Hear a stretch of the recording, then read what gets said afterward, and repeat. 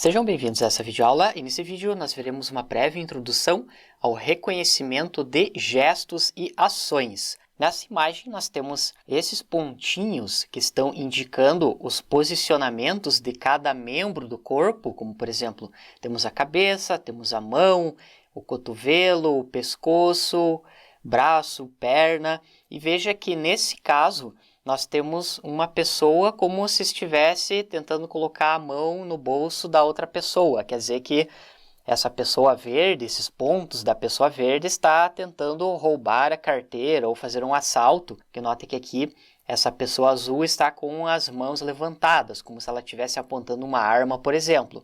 Então, a detecção de movimentos, ela serve justamente para prevenir esse tipo de situação. Você pode desenvolver aplicações que, quando detectam esse tipo de movimento, vai disparar um alarme, por exemplo. E o que nós vamos ver durante esse curso é justamente como que você pode fazer o tratamento desses pontinhos já definidos para cada uma das pessoas. Por exemplo, essa outra imagem, temos o jogador chutando a bola. Note que são detectados todos os pontos do braço, da perna, e aqui nós já temos exatamente esse movimento que vai indicar um chute. Aqui nós temos vários pontos, note que são 15 pontos, que esse inclusive é um dos modelos que nós vamos trabalhar durante esse curso, que o objetivo desses algoritmos para fazer detecção de movimento, reconhecimento de ações, é justamente verificar cada um desses pontos que são detectados nas pessoas. E com isso você vai fazer uns cálculos para verificar se ele está em movimento de chute.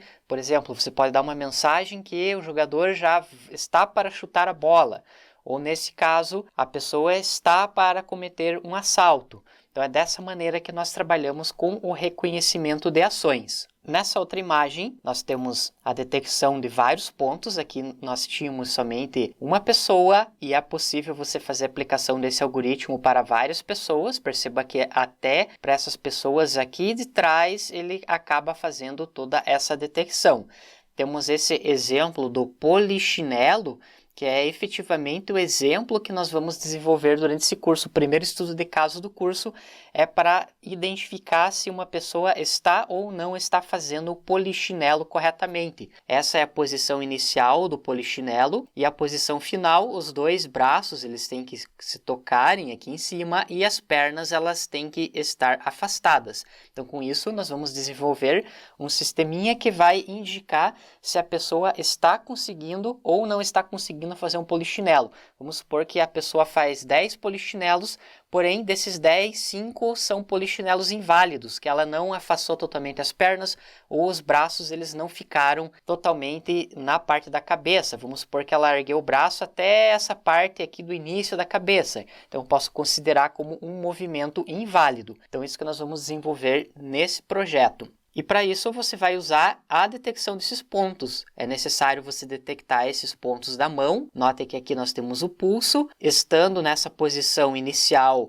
é o movimento inicial e quando esses pontos eles já estão em uma parte superior da imagem, então quer dizer que eu posso considerar como um movimento válido. Então isso que nós vamos fazer a implementação durante esse curso. Com relação a esse conteúdo de estimativas da pose humana, vai permitir a compreensão da ação humana, ou seja, quando um humano, uma pessoa vai tentar fazer uma determinada ação, quando você faz a estimativa da pose, você consegue detectar, de certa forma, o que essa pessoa vai fazer. Aqui nós temos alguns pontos que são utilizados para a mão, que nós vamos usar no estudo de caso do projeto de Libras. Semântica de alto nível, desempenhando um papel crítico em muitas aplicações. Essa palavra semântica, ela é a ideia do estudo do significado, que vai indicar qual é a relação entre os significados, entre palavras, frases, sinais, símbolos.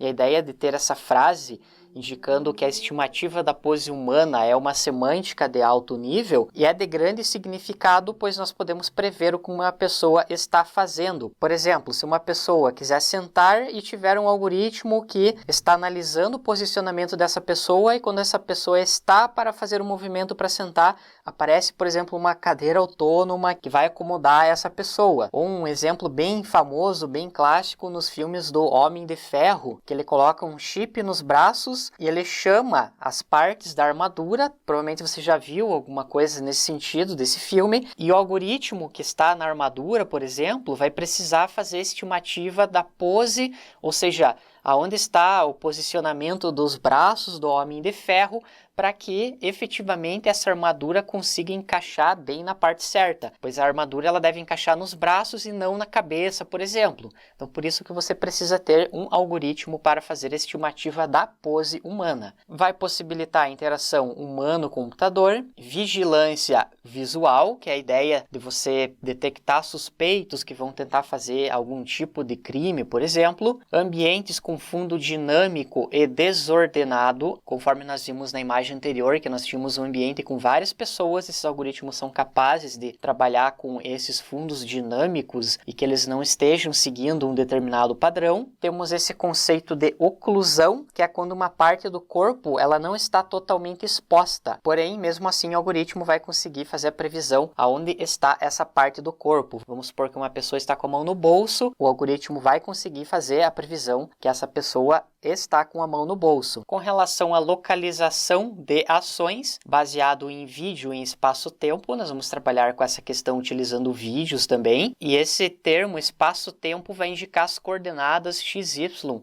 que uma pessoa está no decorrer do vídeo. Categorização de sequência de vídeo inteiro, uma ação para todo vídeo. Anteriormente, esse tipo de algoritmo ele era mais utilizado para você fazer a categorização no vídeo inteiro. Por exemplo, você tem um vídeo de 5 segundos e ele vai prever uma ação somente. Porém, o que hoje em dia nós precisamos é que sejam feitas categorizações de várias cenas no mesmo vídeo. Por exemplo, se uma pessoa está dirigindo e fumando, o algoritmo precisa detectar a cena que a pessoa está dirigindo e também a cena que a pessoa está fumando. Aqui nós temos essa afirmação, que é comum que uma sequência de vídeo contenha várias atividades que podem ocorrer simultaneamente em locais diferentes. A ideia é localizar as ações em cenas dinâmicas, onde e quando uma ação ocorre. Por exemplo, aqui nós temos uma ação de uma pessoa dançando, aqui aquela mesma imagem, numa pessoa chutando a bola.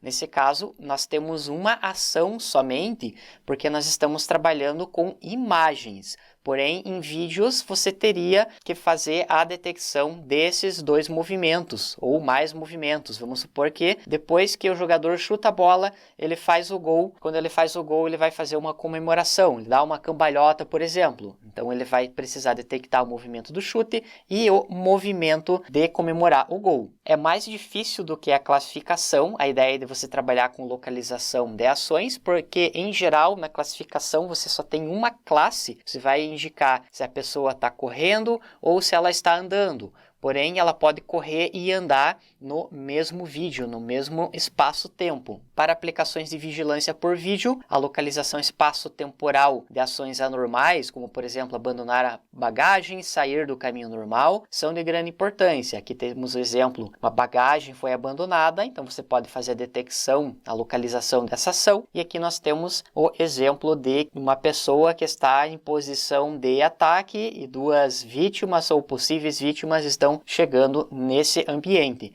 Então, essa que é a ideia desse tipo de algoritmo. Se você, por exemplo, tiver um aplicativo que essas duas meninas estivessem usando e tiver uma câmera na frente que está fazendo a detecção dessa pessoa com uma possível ação de assalto. Poderia, antes dessas meninas cruzarem essa parte, mandar uma mensagem no celular ou algum outro tipo de aviso, chamar a polícia para que evite esse crime. Então, isso é uma tendência muito forte de usar essas técnicas em sistemas de vigilância. Na próxima aula, nós veremos mais alguns detalhes teóricos sobre esse assunto. Obrigado e até lá!